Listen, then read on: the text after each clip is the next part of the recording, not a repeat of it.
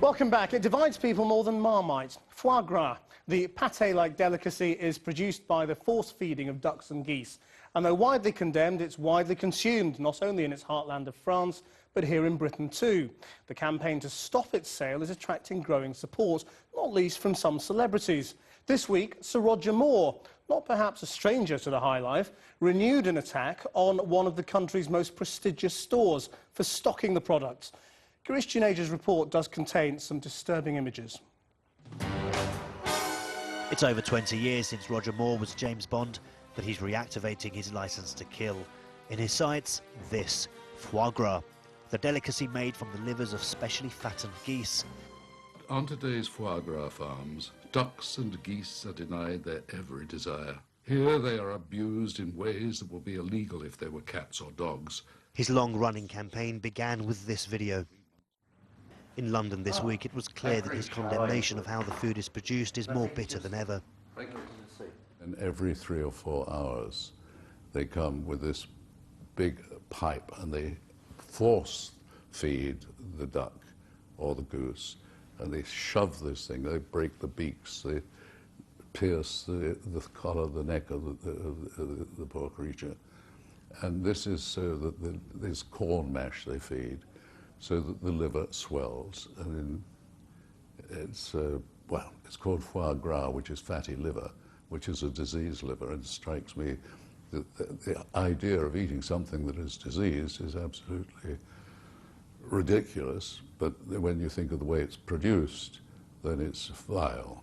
Moore is most famous for his role as Agent 007. Now he's directing his fire against another British institution. Like hundreds of other outlets, Selfridges, one of the oldest department stores in Britain, sells foie gras.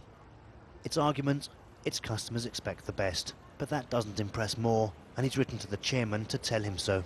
I wrote to Gale and Weston 2.5 months ago, and I said I would be very happy to buy his existing stock of foie gras if he would give me the undertaking that they wouldn't restock. There's been no response whatsoever to that. I presume maybe he can't afford the stamps. Selfridges told this programme it hasn't replied owing to an administrative error, and that it now will. But the letter heading his way won't please Sir Roger, because the store says it plans to keep selling the product. And in a statement to Channel 4 News, Selfridges said that there's huge public demand for it, which peaks in the months leading up to Christmas. They went on to say foie gras is a real treat for foodies. This video has not been broadcast before. It shows cages that are too small for the birds to move. It was filmed in what is claimed to be one of the locations in continental Europe that supplies British shops, including Selfridges.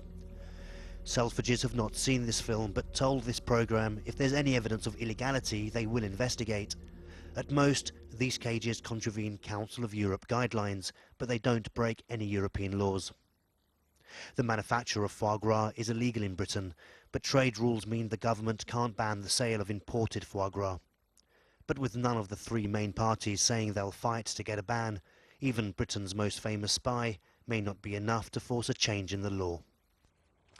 And that's it. Don't forget, if you missed anything from tonight's programme, you can use the 7-day catch-up service on our website. We're back tomorrow at noon and again at 7 or at 8 on More 4. Until then, that's Channel 4 News. Have a very good evening.